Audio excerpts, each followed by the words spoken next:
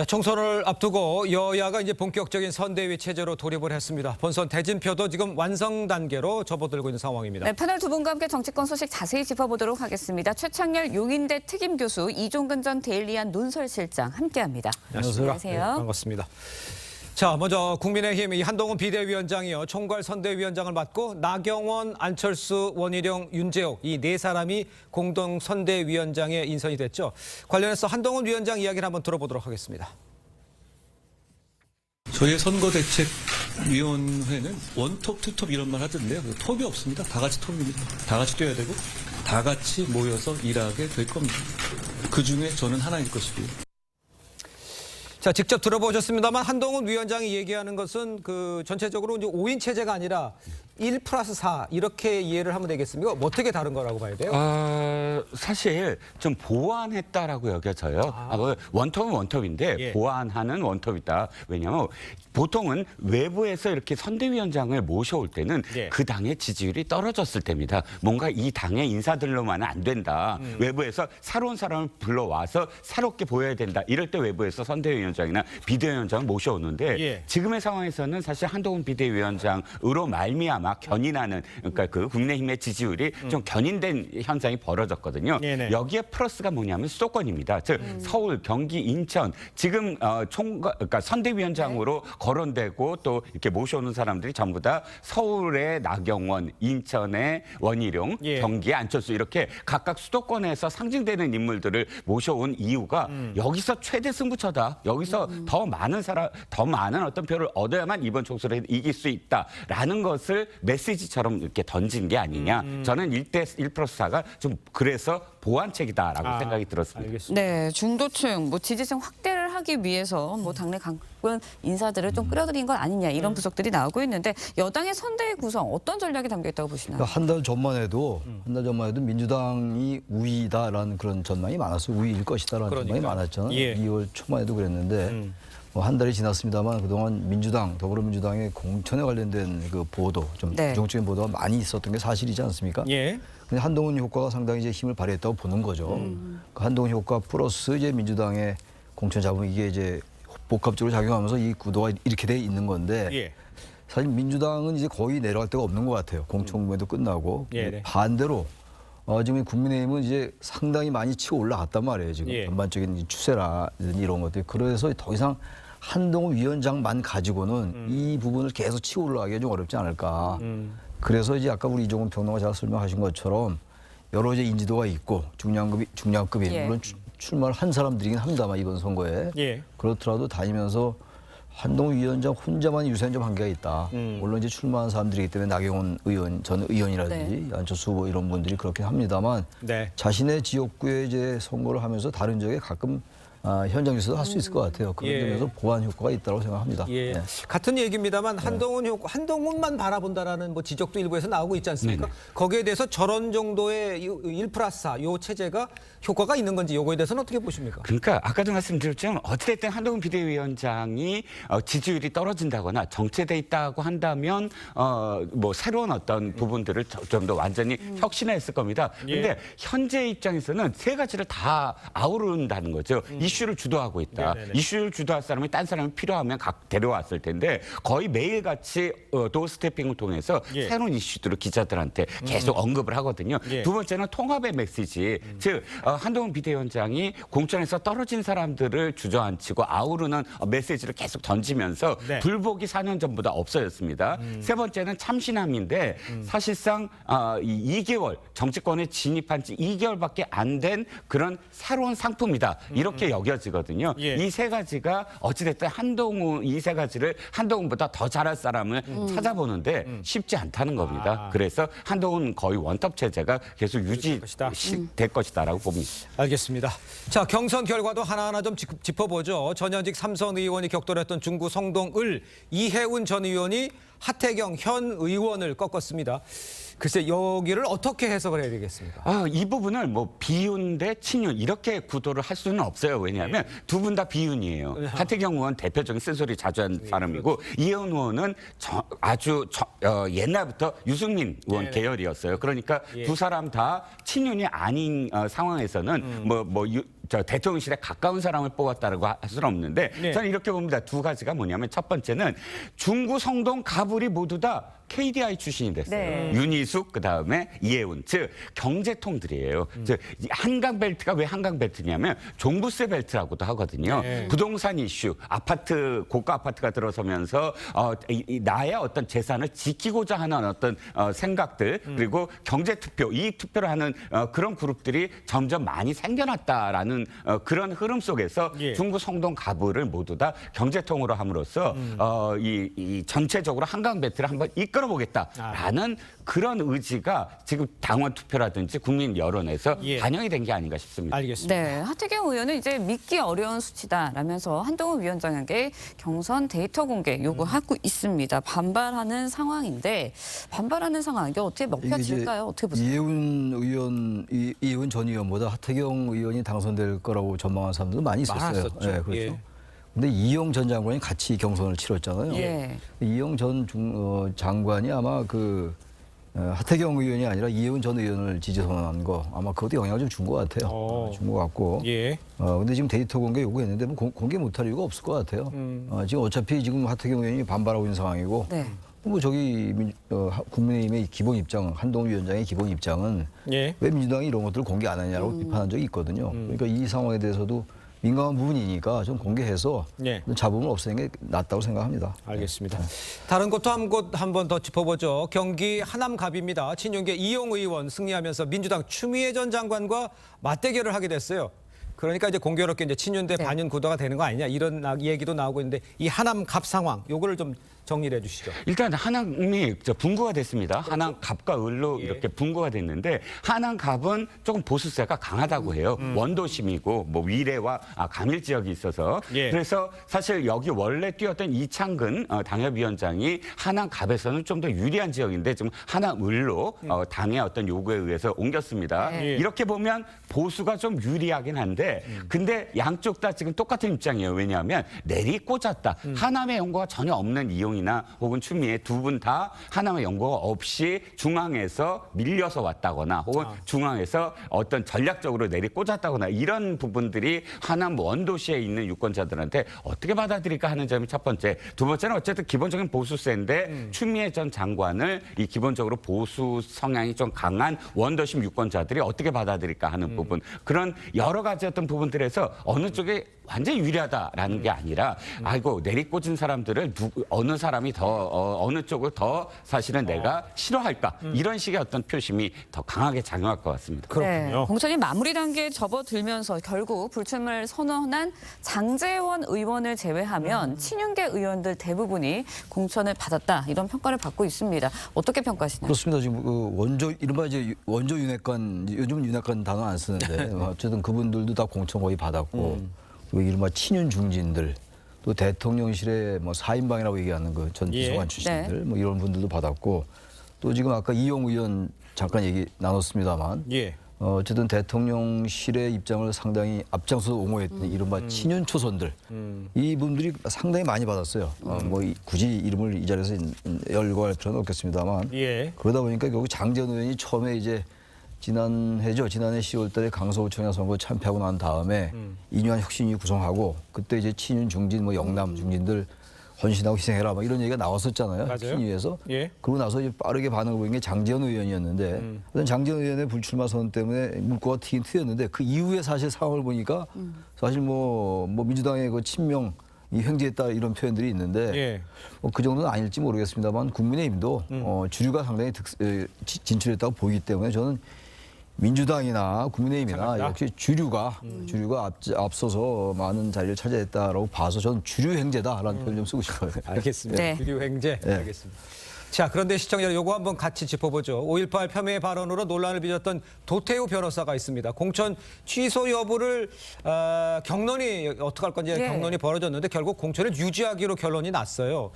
공천 유지 결정 이유는 어디서 찾을 수가 있겠습니까? 도태우 변호사의 사과문에서 아마 찾은 것 같습니다. 사과의 사과문에서? 진정성. 그러니까 사과가 어떤 내용이었냐면 예. 5.18이 북한의 개입으로 이루어졌다가 아니라 북한의 개입설 등이 나오는데 예. 그것에 대해서 진상을 정확하게 규명해야 그런 개입설이 더 이상 나오지 않지 않겠느냐라는 의미에서 진상조사를 요구했다. 그리고 5.18 정신의 헌법 전문에 들어가는 것도 찬성이고 5.18 정신에 대해서 예. 앞으로도 그렇고 겸해할 생각이 전혀 없다라는 내용이 담겨져 있습니다. 이건 왜 이렇게 지금 불거지냐면 2019년도에 자유한국당 시절에 네네.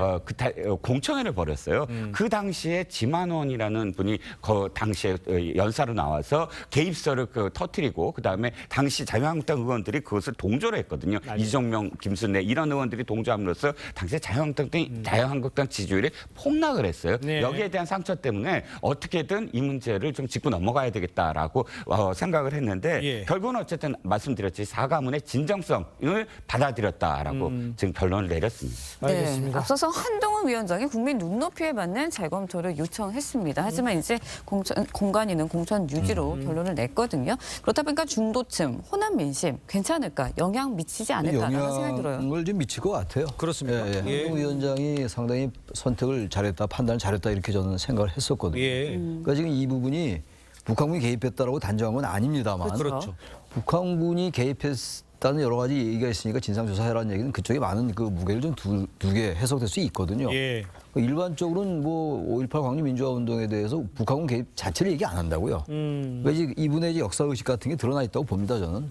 근데 이제 선거에서는 일단 5.18 민주화 운동에 대한 정신을 지금 헌법 조문에 수록하자는 게 여야 뭐 막론하고 전 예. 국민의 공감대인데 이렇게 얘기를 해서 바로 그렇기 때문에 이제 한동훈 위원장이 중도층에 끼치는 영향, 호남은 물론이고 그래서 그 부분을 의식해서 이제 재검토를 얘기했던 거였는데 지금 결국 공천이 됐어요. 저는 특히 수도권 선거에선 말이죠.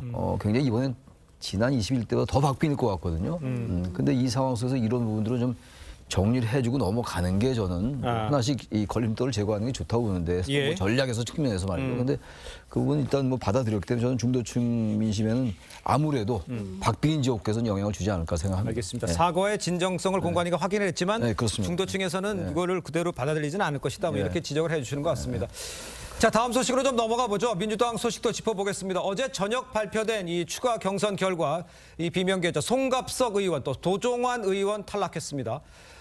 송 의원 탈락 후 광주 8개 지역구 현역 의원 중 친명계 민영배 의원만 경선에 승리했는데 전체적으로 글쎄요, 뭐 다 예상은 했습니다만 다 끝나가면서 보면 어떻게 평가를 하십니까? 일단 광주와 대구 그러니까 TK와 그다음에 호남이 현역 물갈이를 원하는 비율이 높긴 해요. 그러니까 내부적인 어떤 목소리도 높고 왜냐하면 그 네. 지역은 조금 상대적으로 다른 지역에 비해서 쉽게 당선이 되기 때문에 지역구 활동을 좀 게을리한다든지 또는 적극적으로 우정 활동을 하지 않아도 나는 재선될 거야 이런 경향이 좀 있어요. 네. 그런데 예. 그럼에도 불구하고 그렇다면 새로운 사람이 누구냐가 더 중요해요. 물갈이 하는 건 중요한데 그런데 과연 민영배 의원 이외에 들어온 새로운 사람들이 정말 참신하고 또는 의정활동을 더 잘할 것 같고 그런 사람들이 아니라 친명이라든지 찐명이라든지 그런 활동을 더 많이 했던 사람들이라는 그런 지금 비판적인 여론 때문에 지금 도리어 광주에서 원래 현역 의원들 중에 참 아까운 사람들이 많다 이런 목소리가 지금 나오고 있거든요. 예. 그러니까 광주에서 과연 광주나 혹은 호남에서 이런 부분들을 어떻게 받아들일까? 그래 투표율이 좀 떨어지지 않을까라는 그런 지금 추정도 그래서 나오고 있습니다. 그렇군요. 자, 그럼 이제 비명계 이제 박용진 의원 이야기를 해야 될 것 같습니다. 네. 결선 패배를 두고도 지금 여진이 이어지고 있죠. 20대 국회에서 민주당 소신파로 불린 이 조금 박해 있죠. 조홍천 의원 또 금태섭 의원, 박용진 의원 탈락에 대해서 강한 비판의 목소리를 냈습니다. 그 모습 잠시 보겠습니다. 조금 박해는 민주당의 당내 민주주의가 살아있음을 보여주는 증표였습니다. 금태섭과 조홍천이 이렇게 같은 곳에서 만나 서로에게 힘이 되어주고 있습니다. 우리 박용진 의원도 마음만은 함께하였으면 좋겠습니다. 민주당은 어떻게 박용진 같은 바른 정치인을 내치고 온갖 논란과 막말 시비로 점철된 정봉주를 선택할 수 있습니까? 민주당에서 소신과 상식은 사망 선고를 받았습니다. 네, 일단 뭐 조홍천 의원, 금태섭 전 의원, 앞서 민주당을 떠나서 현재 개혁신당 소속입니다. 박용진 의원을 향해서 이제 함께 하자라는 제안을 했는데 어떻게 합류가 될까요? 저는 합류는 아마도 힘들지 않을까 싶습니다. 왜냐하면 박용진 의원이 처음부터 언행일치의 어떤 모습을 보여주고 있어요. 예. 비록 탈락은 했지만 임종석 전 실장과 좀 결이 다릅니다. 박용진 의원은 처음부터 굉장히 지금 불리한 어떤 상황들 자신이 스스로 하위 10%라고 공표까지 하면서 그러나 끝까지 당연 않겠다라고 이야기하고 지금도 사실상 탈당하려면 탈당을 하는데 재심을 요구한 건 당연 않겠다라는 의지로 보이거든요. 예. 저는 탈락을 하고 지금 아마 의원으로 다시 진입을 못하는 상황일지라도 박용진 의원한테는 서사가 하나 쌓였어요. 대신 임종석 전 실장은 비교를 한다면 뭐 이 왔다 갔다 하는 모습, 이낙연 대표도 만나고 뭐 광주도 내려가서 타진도 해보고 이런 모습 속에서 네. 사실상 일관성 있는 모습이 아니었거든요. 예. 박용진 의원이 만약 탈당을 한다면 지금까지 쌓아왔던 자신의 어떤 이미지 그리고 자신이 당을 사랑한다는 어떤 메시지 이런 것들을 다 또 쳐버리고 지금 뒤늦게 또 합류하잖아요. 예. 그러니까 아까 마음만 함께 했으면 좋겠다. 마음만은 이 표현이 아마 그래서 조홍천 의원 입에서 나온 것 같습니다. 알겠습니다.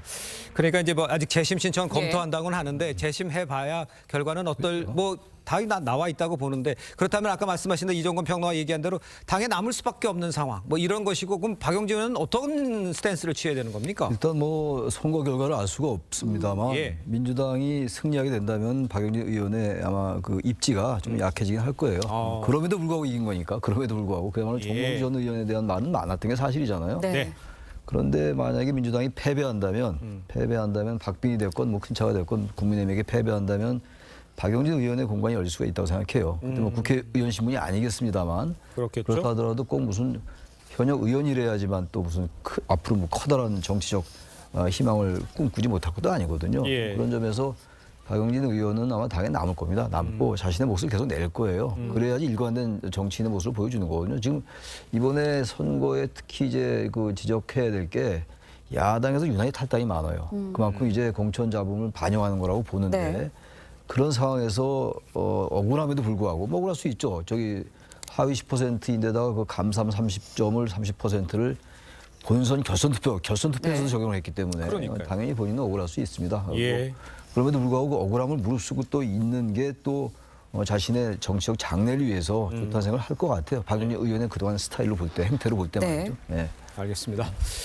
자, 총선 전략을 지휘할 이재명, 이해찬, 김부겸 이 삼두체제 선대위도 이 공식 출범을 했죠. 그 모습 한번 보겠습니다. 이번 선거는 국민과 국민의힘의 대결입니다. 못 살겠다 심판하자. 심판해서 바꿉시다. 민주당이 앞장서겠습니다. 이제는 새로운 분열적인 요소는 없을 것 같습니다. 다다익선입니다. 많은 수는 좋은 거죠.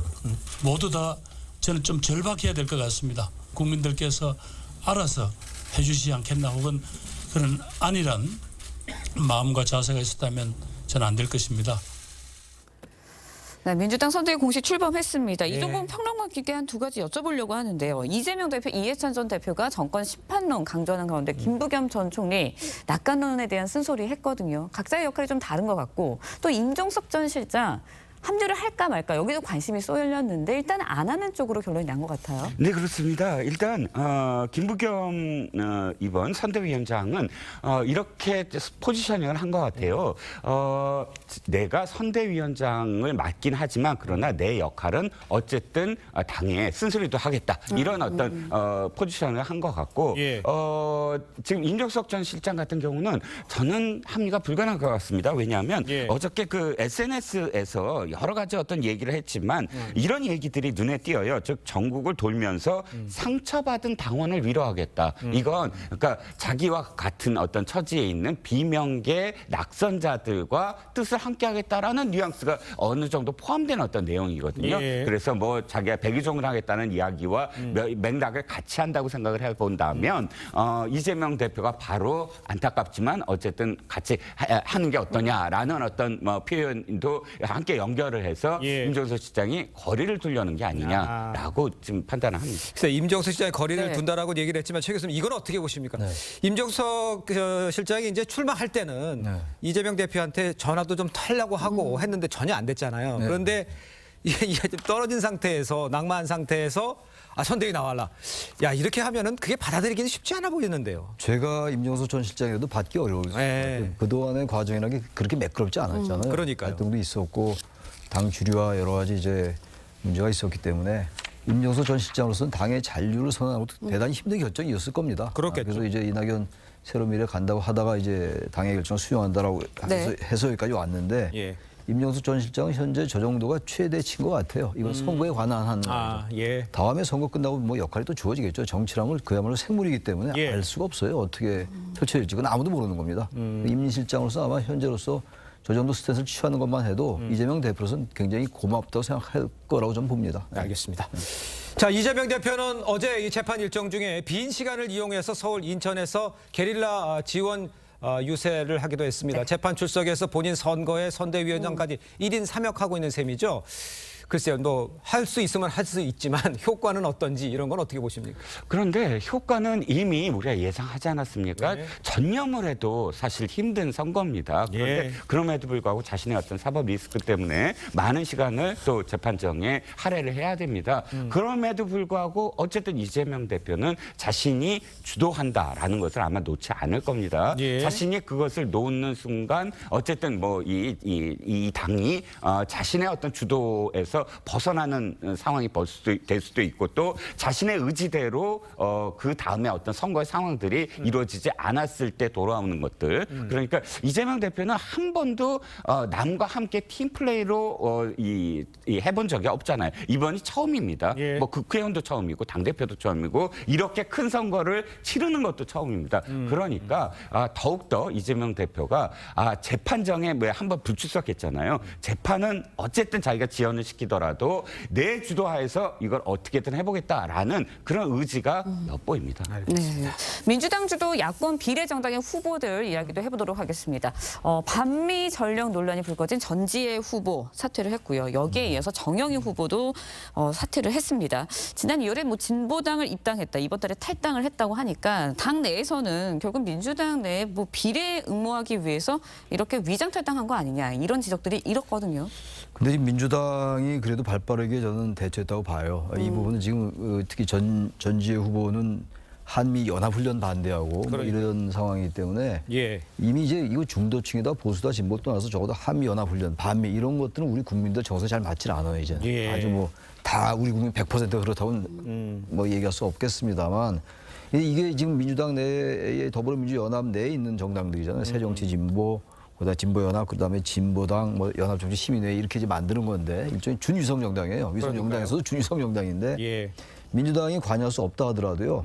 이게 사실 모체는 민주당 아닙니까? 당연하죠. 당연하죠. 예. 그렇게 된다면은 민주당이 관여를 할 수밖에 없어요. 이 정당들 내에서 이루어져서 결정을 하고 순번을 정한다 하더라도 이게 민주당의 선거에 상당히 영향을 끼치지 않겠어요? 네네. 당연히 끼칠 수밖에 없는 상황이기 때문에 사퇴 형식을 통해서 이렇게 한 건 전 민주당으로서는 선거 전략상 예. 발빠르게 대처했다고 보고 문제는 앞으로의 문제예요. 앞으로 또 그럼 다른 분들이 또 이렇게 이런 식으로 진보라는 명의제, 진보라는 정치인을 앞서서 할 것 같아요. 이건 전 진보와 보수의 문제를 이렇게 가면 안 될 것 같아요. 진보라는 건 사회적 약자라든지 특히 예. 비례연합이라는 거는 대표되지 않은 과소대표된 영역이나 그런 직군들이 들어오는 게 바람직한 거거든요. 오로지 진보적 색채가 대단히 강한 전 진보라고 이런 건 평가하고 싶지 않습니다만 예. 그런 분들이 진출하는 거 왜냐하면 이런 준연동의 비례대표가 아니면 이런 분이 국회의원 빼질 달 수가 없어요. 예. 그래서 이런 제도를 통해서 이런 사회적 네. 약자가 대표되지 않고 예. 이런 부분은 저는 바람직하지 않기 때문에 민주당이 이건 잘한 것 같은데 앞으로가 문제입니다. 예. 네. 지금 최 교수님께도 이제 앞으로가 문제라는 얘기를 해주셨는데 그 지적은 무슨 다른 후보 또 다시 이제 나왔지만 다른 후보가 뒤에 있지 않습니까? 그 후보들도 다시 한번 확인해봐야 된다 이런 뜻으로 해석을 해야 되는 겁니다. 그렇죠. 시스템 자체가 문제가 있는 거예요. 그러니까요. 그 두 사람을 이 문제가 있는 게 그러니까. 아니고 왜냐하면 심사위원단, 국민심사위원단의 36명이 거의 대부분 뭐 결의 하나 1번에 2번에 사퇴한 전재희 씨가 예. 포함된 그 시민단체의 이사가 지금 심사위원이라든지 진보연대에서 10명, 비상시국이라고 10명 매번 어떤 정권이든 간에 위원회 예. 반미 집회를 한다거나 혹은 반정권 보수 정권에 대한 그런 그 반집회를 하는 비상시구 시민단체 10명 예. 거의 구성원 모두가 지금 같은 성향을 가진 사람들이 있는 곳이에요. 그러니까 심사위원단 자체가 문제가 있는데 예. 여기서 우상호 의원이 지적을 했잖아요. 우리는 언제나 중앙위원회가 다 이 순번까지 또 투표를 해서 결정을 했다. 공정하게. 그래서 국민들에게 비례대표는 누가 되고 순번은 뭐 때문에 된다라는 것이 예. 투명했는데 이번에는 몇몇 그냥 심사단 그리고 알 수 없는 시민단체의 사람들이 하니까 그냥 밀실에서 그냥 순번 정해서 하는 게 아니냐라고 네. 질타한 대목이 그대로 지금 드러나고 있는 겁니다. 알겠습니다. 자, 계속해서 조국 혁신단 이야기도 좀 해보죠. 조국 대표가 어제 기자회견에서요. 한동훈 위원장을 정조준했습니다. 목소리 한번 들어보겠습니다. 조국 혁신당은 22대 국회 첫 번째 행동으로 한동훈 특검법을 발의하겠습니다. 한동훈 대표에 대한 특검 사유는 차고도 넘칩니다. 한동훈 특검 발의는 그 시작에 불과합니다. 비례대표 출마하겠다고 얘기를 해주셨는데 제가 부족함이 있고 흠결이 있지만 저라도 나서서 윤석열 정권을 조기 종식시키는 것이 대한민국을 빨리 살리는 길이라고 생각하기 때문에 나섰습니다. 교수님, 조국 대표의 1호 법안을 만들겠다는 게 한동훈 특별법이에요. 이걸 어떻게 이해됩니까? 보복 정치한다는 뜻으로 해석되는 사람들도 그런 많은데. 비판을 감수하고서라도 어떤 분명한 방향성을 보여주는 것 같아요. 조국 혁신당은. 예. 그렇게 해야지 지지층이 모이고 그래야 비례대표 순번이 그 밑에까지 갈 수 있다는 판단을 하는 것 같고 예. 일반적으로 우리가 흔히 말하는 중도층에는 소구하기가 어렵겠죠. 한동훈 특검법이라는 것 자체가. 예. 네. 한동훈 특검법은 말하자면 검찰 독재 정권 이런 부분과 이제 맥락이 다 있는 건데 그게 크게는 그 설득력이 있기는 어렵다 하더라도 지금 조국 혁신당은 아무튼 존재감을 발휘하기 위해서는요 강성 지지층들 그리고 분명한 방향성 있는 지지자들 이런 부분들 모아야 되는군요. 거기에 가장 합당한 게 한동훈 특검법이라든지 검찰 독재 정권 종식 예. 그리고 윤석열 정권 종식 이런 것들이거든요. 아마 그런 일관된 전략의 기조하에서 이러한 발언을 하는 게 아닌가 이렇게 보여집니다. 예. 네, 조국 대표가 연일 여권을 향해서 강경한 메시지를 내고 있습니다. 예. 일단은 뭐 야권 지지층 결집에는 굉장히 도움이 되겠지만 여권에서도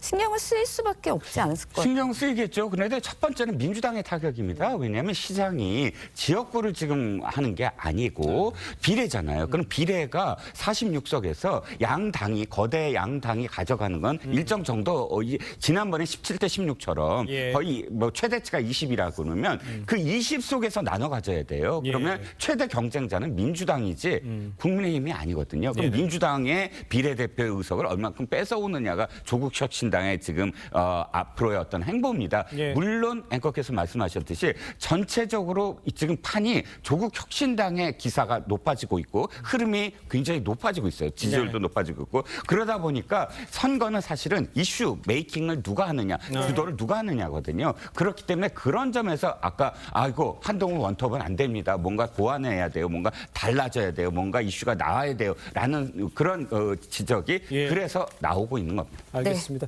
정치권이 아주 급박하게 돌아가고 있는데요. 오늘 그 전해철, 박지원, 정동영 이 후보들이 어떻게 될지 결과가 나옵니다. 이것도 한번 좀 지켜보도록 하죠. 자, 두 분 말씀은 여기까지 듣겠습니다. 고맙습니다. 네, 고맙습니다. 감사합니다. 네.